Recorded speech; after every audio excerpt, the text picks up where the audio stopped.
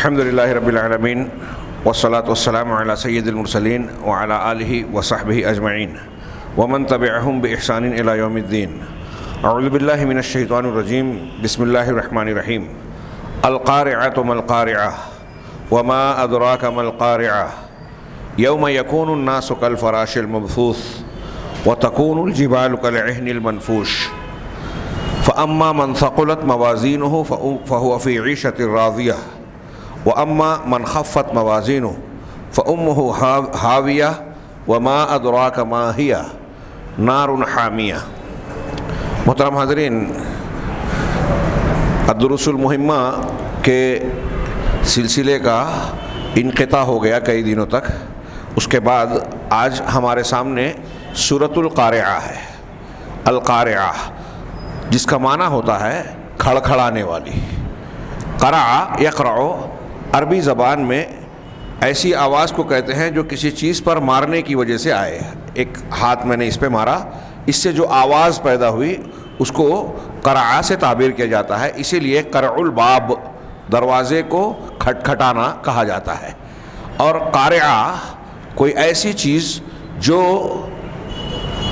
انسان پر اچانک، ہر وہ چیز جو اپنی انسان پر اچانک شدت کے ساتھ نازل ہو. یہاں قرآن مجید میں جو القارعہ کہا گیا ہے تو اس کا مطلب اس سے مراد قیامت ہے کہ ایک بہت بڑا حادثہ اور واقعہ جو انسان پر نازل ہوگا اور انسان اس سے انتہائی ہولناکی گھبراہٹ اور بے چینی کا شکار ہوگا. جب ہم قارعہ کہہ رہے ہیں کھڑکھڑانے والی، تو اس سے مراد انسان کے دلوں کو اور اس کے کانوں کو اپنی شدت ہولناکی اور انتہائی سنگینی کی وجہ سے جھنجھوڑ دینے والی.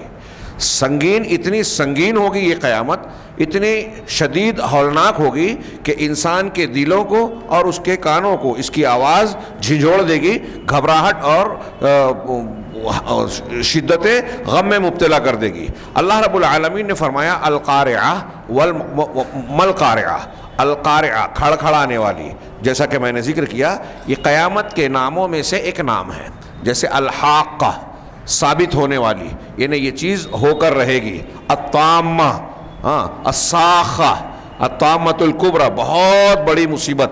اسی طرح یوم کی طرف، یوم کی نسبت سے بھی قیامت کے کئی نام بیان کیے گئے ہیں. سورہ فاتحہ میں یوم الدین کہا گیا، جزا کا دن، اس دن بدلہ دیا جائے گا. سورہ تغابن میں یوم التغابن کہا گیا ہے، ہار جیت والا دن. یوم الحسرہ کہیں کہا گیا، یوم الجمع، جہاں سب لوگ اول آخر، ہر نسل، ہر قوم کے سارے انسان جنات اکٹھا کر دیے جائیں گے. اس طرح قیامت کے مختلف نام ہیں اور ان ناموں میں قیامت کی مختلف صفات کا علم ہوتا ہے ہمیں. یہاں القارعہ یعنی وہ چیز جو انسان کو جھنجھوڑ دے، دلوں کو غم اور بے چینی، گھبراہٹ میں مبتلا کر دے. یہ قیامت ایسی آنے والی ہے. مل قارعہ، قیامت کیا ہے، کھڑکھڑانے والی کیا ہے. وما ادراک ما القارعہ، اور تمہیں کیا پتا کہ یہ قارعہ، یہ کھڑکھڑانے والی چیز کیا ہے. یہ دو مرتبہ سوال کرنا اس کی سنگینی اور بہت بڑا معاملہ ہونے کا تذکرہ ہے، اس کی طرف اشارہ ہے کہ آپ اس کو سرسری طور سے نہ لیں. اور اگر القارعہ کھڑکھڑانے والی قیامت کے بارے میں آپ غور و فکر بھی کر رہے ہیں تو آپ اس کی حقیقت کو، جیسی ہولناکی، جیسا منظر اس وقت ہوگا، ہم اور آپ حقیقت میں تصور نہیں کر سکتے. یہ نبی صلی اللہ علیہ وسلم کو گویا خطاب ہے کہ آپ کو کیا پتا کہ کھڑکھڑانے والی کیا ہے. مطلب اتنی سنگین ہوگی کہ آج کے دنیا کے حالات میں آپ اس کی حقیقت کا تصور نہیں کر سکتے. اللہ نے اس کا تصور دلانے کے لیے کچھ مناظر کا ذکر کیا. فرمایا یوم یکون الناس کالفراش المبثوث.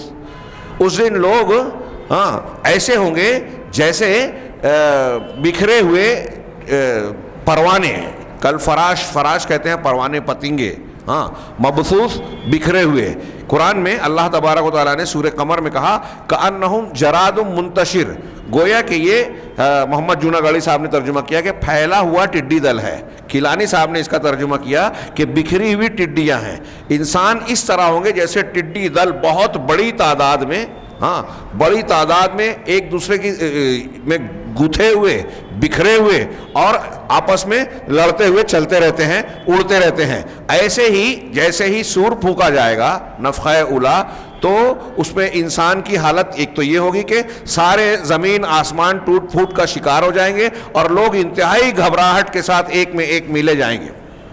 دوسرے سور پر بھی ایسا معاملہ ہوگا کہ لوگ قبروں سے، سوچئے تھوڑی دیر کے لیے کہ قیامت تک کتنے انسان اور جنات مر چکے ہیں، قبروں میں دفن ہو چکے ہیں، سارے کے سارے زمین سے نکل کر جو ہے گھبراہٹ کے ساتھ ایک طرف بھاگتے ہوں گے۔ تو اللہ تبارک و تعالیٰ نے فرمایا کہ لوگوں کی شکل اس طرح کی ہوگی کہ لوگ کل فراش المبثوث، بکھرے ہوئے ٹڈی دلوں کی طرح ہوں گے، ایک دوسرے میں گتھے ہوئے، ایک دوسرے پر یلغار کرتے ہوئے۔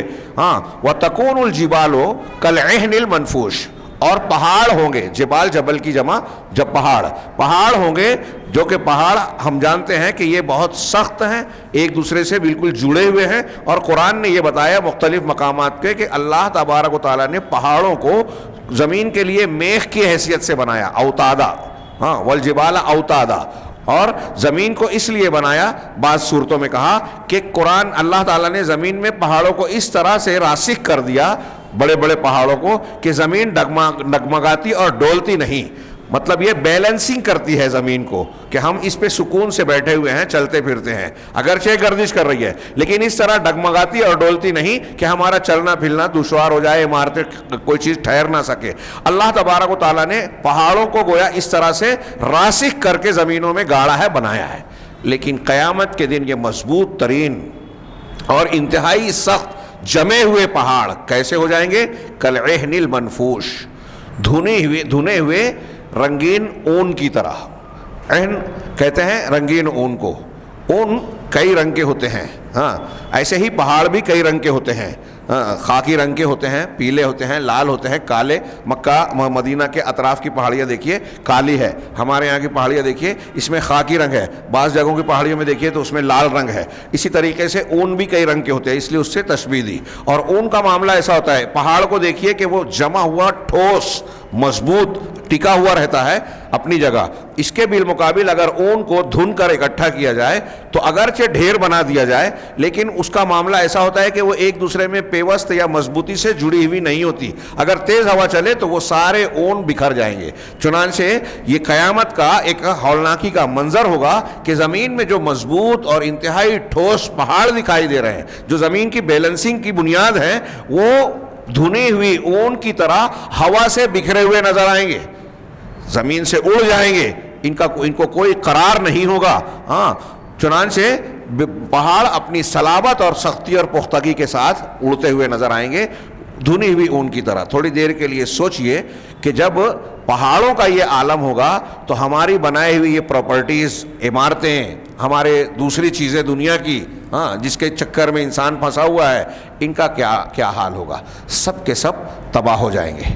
قیامت کے یہ مناظر اللہ رب العالمین نے قرآن مجید میں مختلف انداز میں بیان کیے۔ اس سے پہلے ہم نے ذکر کیا سورہ حج کی پہلی آیت کا، یا ایھا الناس اتقوا ربکم ان زلزلۃ الساعۃ شیء عظیم، اے لوگو، اے ایمان والو، اے لوگو، اللہ سے ڈرتے رہو، یقیناً قیامت کا زلزلہ بہت بڑا ہے۔ پہلی سورت جو ہم نے پڑھی، اذا زلزلت الارض زلزالھا، اس دن دودھ پلانے والی اپنے دودھ پیتے بچے سے غافل ہو جائے گی، حاملائیں اپنے حمل کو گرا دیں گی، لوگ نشے میں نظر آئیں گے، حالانکہ وہ نشے میں نہیں ہوں گے بلکہ اللہ کا عذاب سخت ہوگا۔ یہ ایک منظر ہے سورہ حج کا۔ قرآن میں اور کئی مقامات پر جو ہے آپ یہ اس قسم کا مضمون پائیں گے، اور یہ قیامت کا منظر، قیامت کا مضمون قرآن نے بار بار دہرایا ہے ہماری تنبیہ کے لیے۔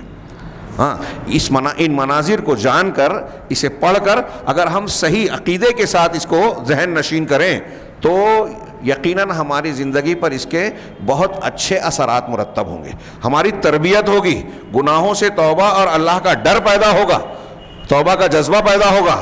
سوچئے اللہ کے نبی صلی اللہ علیہ وسلم، دیکھیے جمعہ کی نماز میں زیادہ تر سورہ اعلیٰ، سورہ غاشیہ پڑھتے تھے۔ عید کی نماز میں بھی سورہ اعلیٰ، سورہ غاشیہ پڑھتے تھے۔ عید کی نماز میں سورہ قمر اور سورہ قاف اور سورہ قمر بھی پڑھتے تھے۔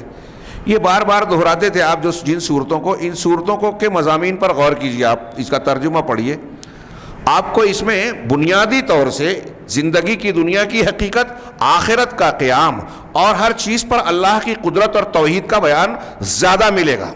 انسان کی بے عجزی، بے حیثیتی، بے وقتی، اس کائنات کا فنا ہو جانا، تو قیامت کا منظر خاص طور سے ذکر کیا یہ ہماری تربیت کے لیے سب سے اہم چیز ہے.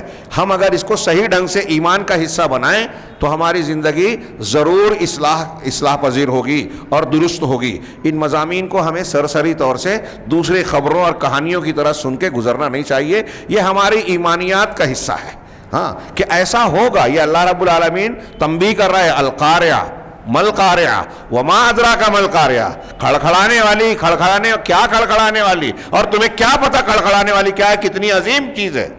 یوم یکون الناس کالفراش المبثوث. سارے انسان پھونکتے ہی سور پھونکتے ہی ہاں بکھرے ہوئے ٹڈی دل کی طرح ہو جائیں گے. وتکون الجبال کالعہن المنفوش. اور یہ بڑے بڑے پہاڑ جو اپنی جگہ پر ٹکے ہوئے ہیں مضبوطی سے، یہ دھنی ہوئی رنگین ہوئی کی طرح ہوا میں اڑتے ہوئے گالے کی شکل میں نظر آئیں گے.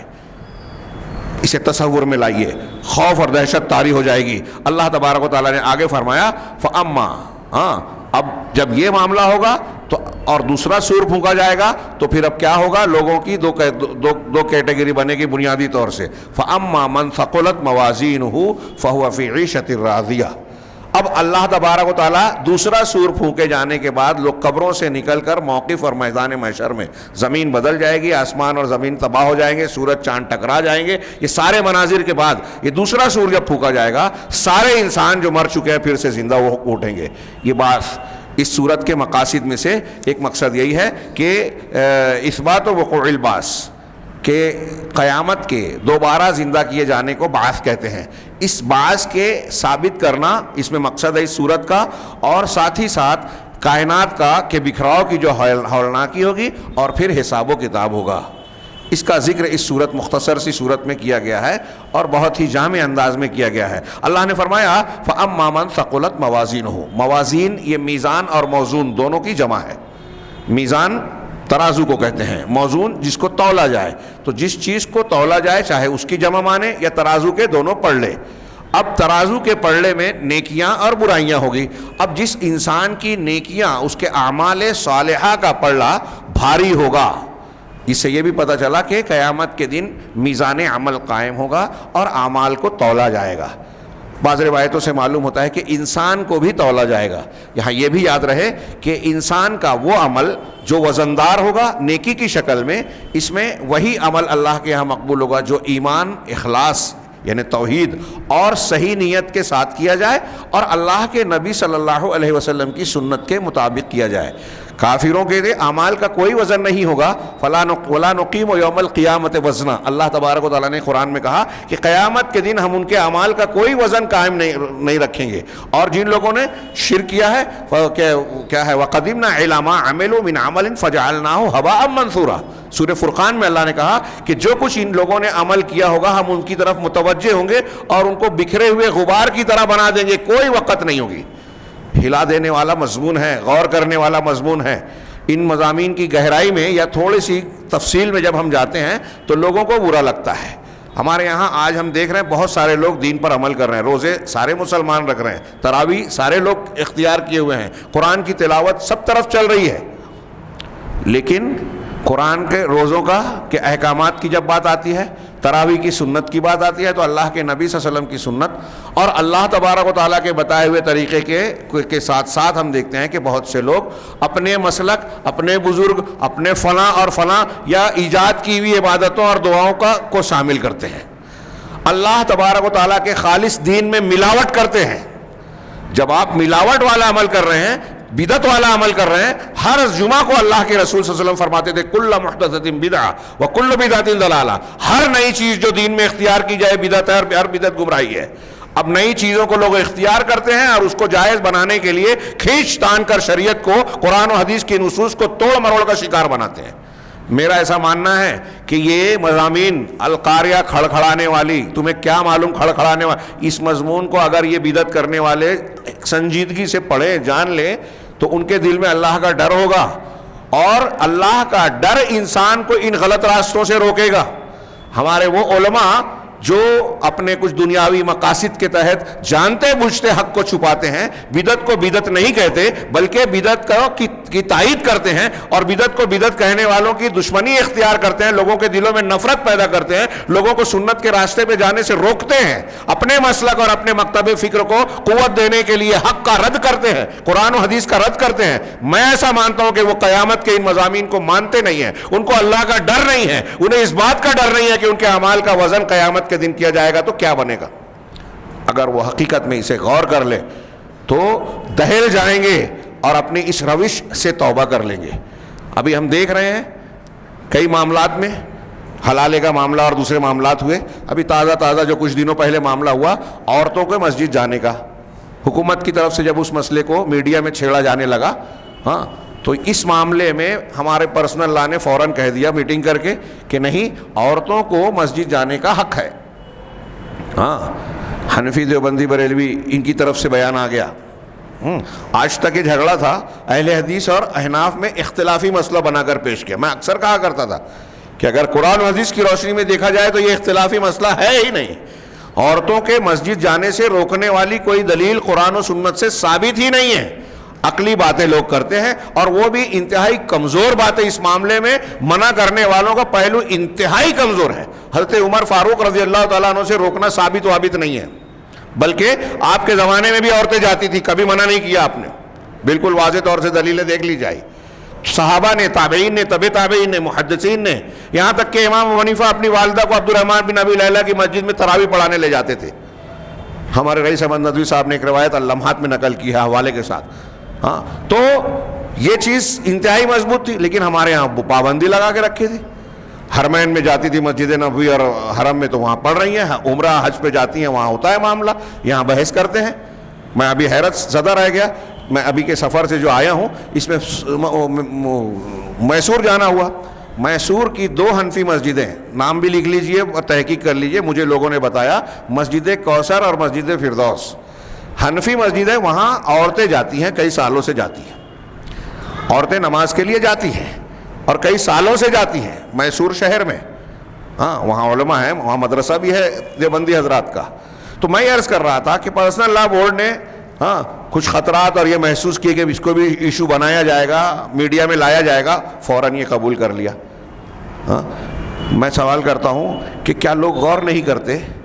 یہ علماء بھی غور کریں، عوام بھی غور کریں۔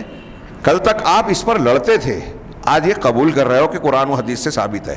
اس کا مطلب کل بھی جانتے تھے لیکن کہتے نہیں تھے۔ کیا جواب دیں گے آپ اللہ کے یہاں؟ چھوڑیے ہماری، میں یہ بات کہہ رہا ہوں تو آپ کو لگے گا کہ میں چھیڑ چھاڑ کر رہا ہوں، اختلاف کی بات کر رہا ہوں، طنز و تاریخ کر رہا ہوں، لیکن حقیقت میں اس کو ایمانی انداز میں غور کیجئے کہ آپ جانتے تھے، آپ خاموش تھے، اور اس پر جب کوئی بات ہوتی تھی تو آپ کلمہ حق نہیں کہتے تھے، بیان نہیں کرتے تھے کہ واقعی قرآن و حدیث سے ثابت ہے، اور پھر عورتوں کو مسجدوں میں انتظام بھی نہیں کیا گیا، مسجد سے دور رکھا گیا۔ نتیجہ یہ ہے کہ آج ہماری خواتین میں عقیدے اور منہج کا زیادہ بگاڑ ہے، دین سے دوری ہے، جادو، ٹونا ٹوٹکا، بے دینی، تہواروں پر اور رمضان المبارک میں دین اور دین کے کاموں کی بجائے دنیا داری، اور ایسی بہت ساری خرابیاں، اور پھر نتیجہ ہم دیکھ رہے ہیں کہ آج ہماری بچیاں مرتد ہو رہی ہیں۔ ان تمام چیزوں کا سبب یہ ہے کہ ہم نے ان کی دینی تعلیم و تربیت کا جو شرعی نظام تھا اس پر بھی عمل نہیں کیا، اپنے گھروں کو تو اسلامی ماحول والا نہیں بنایا، یہ بھی نہیں کیا۔ میں یہ جو تفصیل بیان کر رہا ہوں اس کا اس صورت سے تعلق نہیں ہے، ایسا مت سمجھیے، بالکل گہرا تعلق ہے۔ اللہ تعالیٰ کہہ رہا ہے کہ جس کا میزان عمل بھاری ہوگا تو ہماری یہ کرتوت کیا ہے غور کیجئے۔ اس کی روشنی میں علماء نے کہا کہ قرآن کی یہ آیت اور یہ مضمون ہمیں اس بات پر ابھارتا ہے، ترغیب دیتا ہے، تنبیہ کرتا ہے کہ ہم نیکیوں میں آگے بڑھیں تاکہ قیامت کے دن ہماری نیکیوں کا عمل ہلکا نہ پڑے۔ ہاں، نیکیوں میں آگے بڑھے اور کسی نیکی کو چھوٹی نہ سمجھیں۔ ہاں، اللہ کے نبی صلی اللہ علیہ وسلم فرمایا اتق اللہ اتق النار ولو بشق تمرہ، او بعض روایتوں میں او بکلمۃ طیبہ، کہ اللہ کے عذاب سے، جہنم سے اپنے آپ کو، جہنم سے بچو، چاہے کھجور کے ایک ٹکڑے سے، کھجور سے نہیں، کھجور کے ٹکڑے کے ذریعے، یعنی اللہ کے راستے میں اس کو کسی کو دے دو، اس کے ذریعے سے اپنے آپ کو بچاؤ۔ ایک روایت میں ہے کہ اچھی بات کے ذریعے سے، ولو بکلمۃ طیبہ، آپ کے پاس پیسہ نہیں ہے، آپ اچھی بات تو کر سکتے ہو، کلمہ طیبہ کے ذریعے سے اپنے آپ کو بچاؤ. تو کسی نیکی کو چھوٹا مت سمجھو, میزان عمل قائم ہونے والا ہے.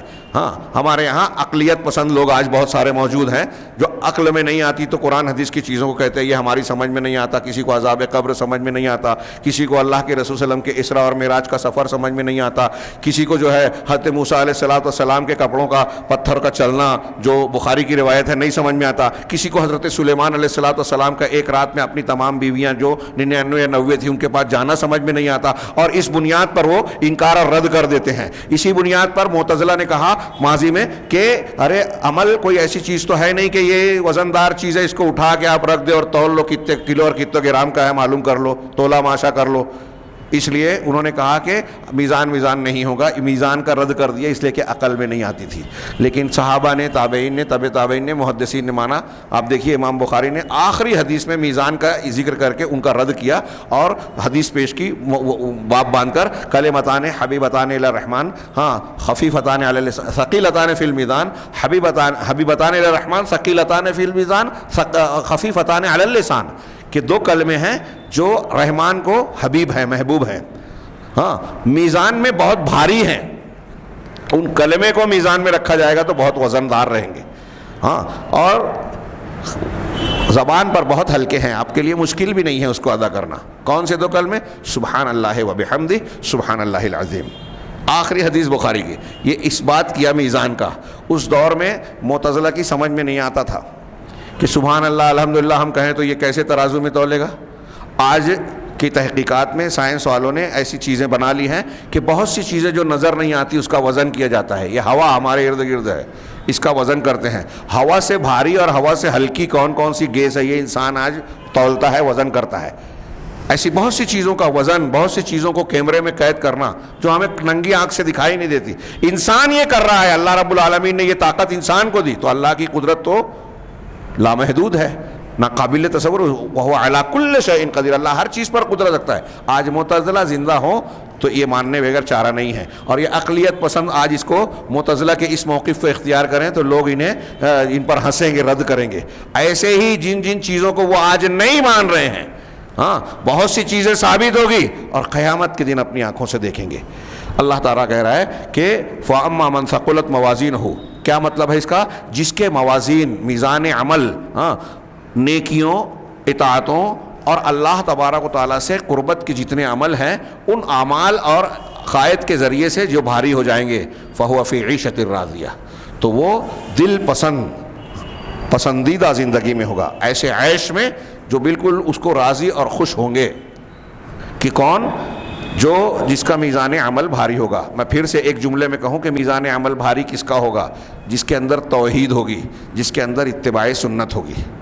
ہاں, کافر کا کوئی وزن نہیں ہوگا. اسی طرح ایک آدمی چاہے اپنے آپ کو مسلمان کہے لیکن اگر وہ شرک کر رہا ہے, اگر وہ بدعات کا مرتکب ہے تو اس کے اعمال بھی ضائع اور رائگاں ہوں گے. قرآن و حدیث کی بہت سی دلیلیں کر رہے ہیں. لہٰذا ہمارے اعمال, ہمارے عقائد میزان میں بھاری ہوں, اس کے لیے ہم کو سنجیدہ اور فکر مند ہونا چاہیے. قرآن و حدیث کی طرف رجوع کرنی چاہیے اور قرآن و حدیث کی جو صحیح تعلیم ہے اس کو سمجھ کر اس پر عمل کرنا چاہیے. تو جو شخص ایسا ہوگا اس کو دل پسند زندگی ملے گی. دنیا میں ہر انسان کی خواہش ہوتی ہے کہ ایسی زندگی ملے جس میں ٹینشن نہ ہو, خوشی ہو, سکون ہو, دکھ نہ ہو. دنیا میں کسی انسان کو ایسی زندگی ملنے والی نہیں. یہ جنت میں اللہ نے مقرر کیا ہے. اور اگر دنیا میں کوئی ایسا انسان ہو جو یہ کہتا ہے کہ مجھے کوئی ٹینشن دکھ غم نہیں ہے, تو اس کو ٹینشن لینا چاہیے کہ کوئی غم نہیں ہے. کل میں نے گوا میں تقریر کرتے ہوئے وہ سورہ فاطر کی آیت کے ضمن میں ذکر کیا کہ جنتی جنت میں کہیں گے الحمدللہ الذی اذھب عنا الحزن. سورہ فاطر کی آیت ہے, یہ 33-34 آیت نمبر ہوگا, کچھ آگے پیچھے, ہاں, کہ تمام تعریف اس اللہ کے لیے جس نے ہم سے حزن یعنی غم کو دور کر دیا. تو اس آیت کی روشنی میں بعض سلف کہتے ہیں ہمارے کہ غور کرنے کی بات ہے کہ دنیا میں جنتی یہ کہیں گے کہ اللہ نے غم کو دور کر دیا, اس کا مطلب جو لوگ جنت میں جائیں گے دنیا میں غم ان کا ساتھی ہے. تو بعض سلف کہتے ہیں کہ اگر دنیا میں مجھے غم نہ ہو تو مجھ کو اس بات کی فکر ہوگی کہ غم نہیں ہے, کہیں ایسا تو نہیں کہ میں جنتی نہیں ہوں. غم ہونا چاہیے کیونکہ یہ اللہ کی آزمائش اور نشیب و فراز زندگی کی حقیقت ہے. تو جنت میں غم دور ہوگا. فہو فی عیشۃ راضیہ، یہ خوش والی زندگی ہے جو ہمیشہ ہمیش کی ہوگی، نعیم مقیم ہوگی ہمیشہ کی۔ یہ راضی کیسی ہے؟ اب دنیا میں ایک اور بھی پہلو سے دیکھو، ہم کتنا بھی اچھے خوشی میں ہوں، چلیے ٹھیک ہے کوئی غم ہم کو بظاہر نظر نہیں آ رہا ہے، لیکن ایک غم پھر بھی رہتا ہے۔ ہاں، آپ نے بہت پراپرٹی بنا لی، زمین خرید لی، اور آپ کی اولاد ہے، رشتہ دار ہیں، فلاں ہیں، سب کچھ ہے، لیکن ایک غم یہ پھر کھایا جاتا ہے کہ اتنا کما لیا بنا لیا لیکن مرنے والے ہیں، مر جائیں گے تو سب پھر چھوٹ جائے گا، تو مر جائیں گے اور وہ پراپرٹی ہماری دوسرے کے ہاتھوں میں تقسیم ہو جائے گی، وارثین لڑیں گے، تو یہاں ہمیشگی نہیں ہے۔ یہ خود ایک دکھ کی بات ہے انسان کے لیے۔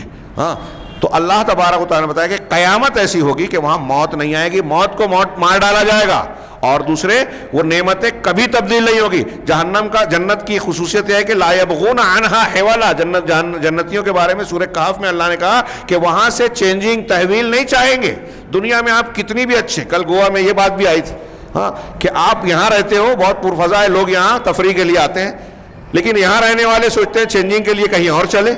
تو دنیا میں آپ کتنی بھی اچھی جگہ رہے، چینجنگ تبدیلی چاہتے ہیں، لیکن جنتی جنت میں چینجنگ نہیں چاہیں گے۔ کیسی خوشنما ذات ہوگی یہ، اور اس کی فضیلت ہمیشہ، اور پھر مادی نعمتوں کے ساتھ معنوی، فلا تعلم ما اخفی لهم من قرۃ عین، کوئی نفس نہیں جانتا کہ جنت میں آنکھوں کی ٹھنڈک کے کیسے کیسے سامان ہیں۔ چنانچہ یہاں شیخ عبدالرزاق نے ایک حدیث نقل کی آخر میں، اور کہا کہ اللہ تبارک و تعالیٰ عیشۃ راضیہ، رضامندی کی زندگی، پسندیدہ زندگی کی تشریح کرنے کے لیے یہ مسلم شریف کے حضرت صہیب رضی اللہ تعالیٰ عنہ سے روایت ہے کہ اللہ کے رسول نے فرمایا اذا دخل اہل الجنۃ الجنہ، جب جنتی جنت میں داخل ہو جائیں گے، یقول اللہ تبارک و تعالی، تو اللہ تعالیٰ ان سے کہے گا تريدون شیئا ازیدکم، ازیدکم، تم کچھ اور چاہتے ہو جو میں مزید بڑھا کر تمہیں دوں؟ جنت میں جو نعمتیں دی ہیں اس میں کچھ اور چاہیے جو میں بڑھا دوں، آپ کو دے دوں؟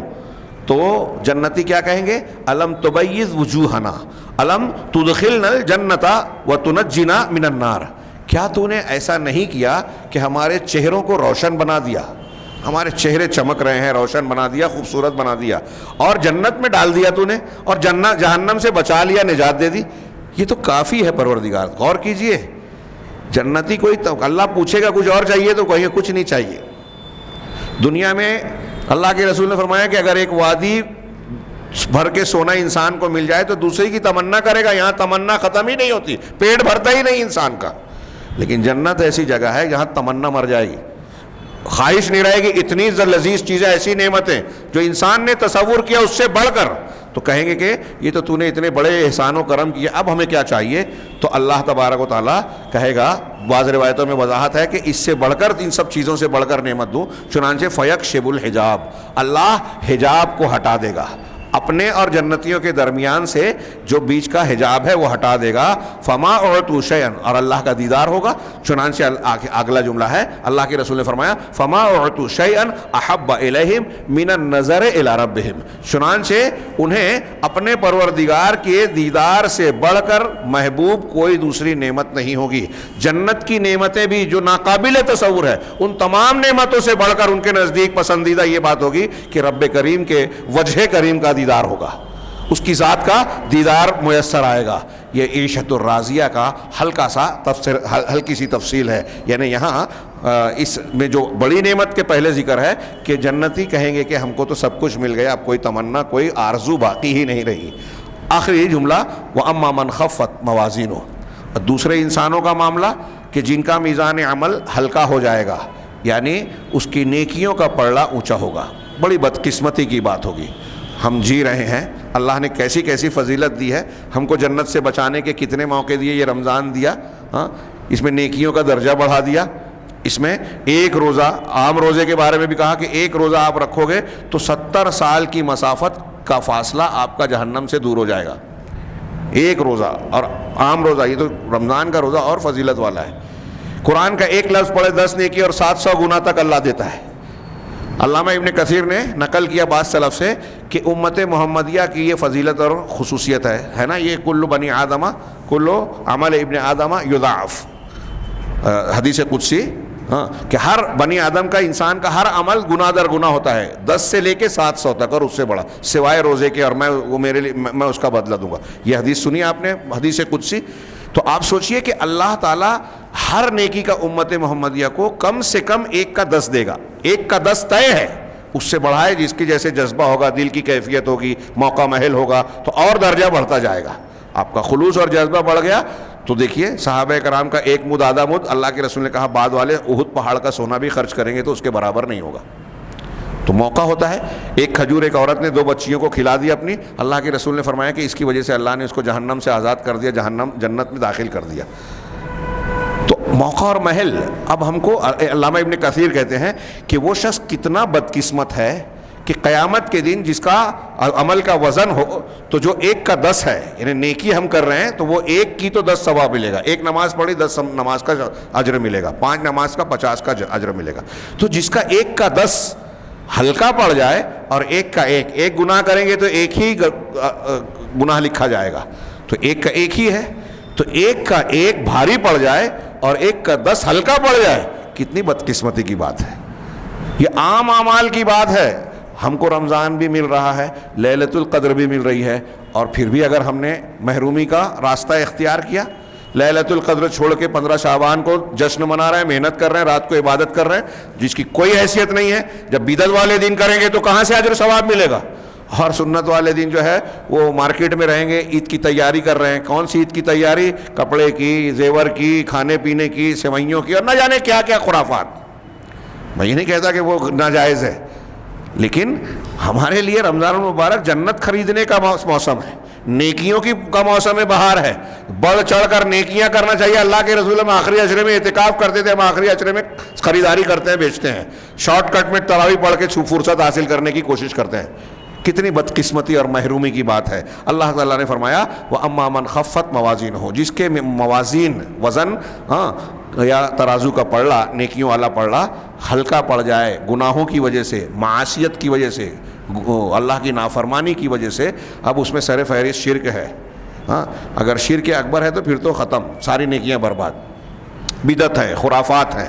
تو جس کا نیکی کا پلڑا ہلکا پڑ گیا فَأُمُّهُ ہاویہ، تو اس کی ماں ہاویہ ہے. اس کا ٹھکانہ ترجمہ کرتے ہیں، لیکن اللہ نے کہا ماں کیوں کہا؟ ماں بچوں کو کوئی پریشانی ہو، تکلیف ہو، ڈر جائیں تو اپنی ماں کی گود میں سمٹ کر جو ہے پناہ لیتے ہیں. کافر، گنہگار، سرکش لوگ اللہ تعالیٰ نے جہنم کو ان کی ماں بنایا کہ ان کو وہیں ٹھکانہ ملے گا. تو کہا ماں ان کی ہاویہ ہے. ہوا یا ہوی کا معنی ہوتا ہے اوپر سے نیچے گرنا، اور ہاویہ کہتے ہیں گہرے کنویں کو یا گہری کھائی کو. تو اللہ نے کہا کہ ان کا ٹھکانہ گہرا کنواں ہے. کا ایک معنی بعض لوگوں نے یہ بھی بیان کیا، شیخ نے کہا کہ امہ سے مراد رأسہ، اس کا سر ہاویہ میں جائے گا. مطلب یہ سر کے بل اس کو جہنم میں ڈالا جائے گا، اور سر کے بل ڈالا جائے گا، یعنی اپنے سر کے بل جہنم میں گر جائے گا. ہاویہ انتہائی گہرا کھڈا، نچلا طبقہ، جہنم کا ایک طبقہ ہوگا. وما ادراک ما ہیہ، یہ ہاویہ کیا ہے تمہیں کیا پتا؟ ما ہیہ یہ کیا ہے؟ یہ بھی اللہ نے سوال کیوں کیا؟ سوال کر کے جواب دینے میں لوگوں کی توجہ مبذول ہو جائے. آپ اس کو سرسری طور سے نہ لیں، یہ بہت ہولناک اور بہت خطرناک چیز ہے. سرسری نہ لیں، بہت بڑی چیز ہے، عظیم الشان چیز ہے. عظیم الشان سے مراد برائی میں کہا اس کا معاملہ بہت بڑا ہے اور اس کا خطرہ ناقابل بیان ہے، تمہیں کیا پتا؟ چنانچہ کہا نار حامیہ، یہ دہکتی ہوئی، انتہائی تیز دہکتی ہوئی آگ ہے. اللہ کے رسول صلی اللہ علیہ وسلم کی حدیث میں ثابت ہے، آپ نے فرمایا بخاری اور مسلم کی روایت میں کہ نارکم جزء من 70 جزءا من نار جہنم، تمہاری یہ دنیا میں جو آگ ہے نا وہ جہنم کے آگ میں سے 70 درجات میں سے ایک درجہ ہے. 70 حصے اگر کیے جائیں جہنم کی آگ کے تو اس میں سے ایک درجہ ہے. یہاں اتنی ہی نقل کیا بخاری وغیرہ میں جو روایت ہے، صحابہ نے کہا کہ انکانت لکافیہ یا رسول اللہ، اللہ کے رسول جلانے کے لیے تو یہ دنیا والی آگ ہی کافی تھی. آپ نے فرمایا ہاں ولیکن فضلت نار جہنم ب69 جزءا من نارکم او کما قال، لیکن جہنم کی آگ کو دنیا کی آگ سے 69 گنا زیادہ فضیلت اور زیادتی دی گئی ہے، اور ہر ایک حصہ اپنی شدت میں ویسا ہی ہوگا جیسے دنیا، اور پھر وہ دنیا جہنم کی آگ ڈامر تارکول سے زیادہ کالی ہو گئی۔ کتنی بھیانک ہے۔ آدمی سوچے گا کہ اس آگ سے تھوڑی دیر میں ہم کوئلہ ہو کے وہ ہماری چمڑیاں جھلس جاتی ہیں تو پھر احساس ختم ہو جائے گا، تو جہنم میں جب اتنی شدید آگ ہے تو کیا ہوگا؟ وہ اللہ رب العالمین چمڑیاں موٹی کرے گا اور انسان کے احساس سے عذاب میں کمی نہیں ہوگی۔ لا یخفف عنہم العذاب، ان کے عذاب میں کوئی تخفیف نہیں ہوگی۔ اللہ تبارک و تعالی ہمیں اس قارعہ اور اس میزان عمل میں اعمال کے وزن کے وقت کامیاب ہونے والوں میں شامل فرمائے۔ وآخر دعوانا ان الحمد للہ رب العالمین، والسلام علیکم۔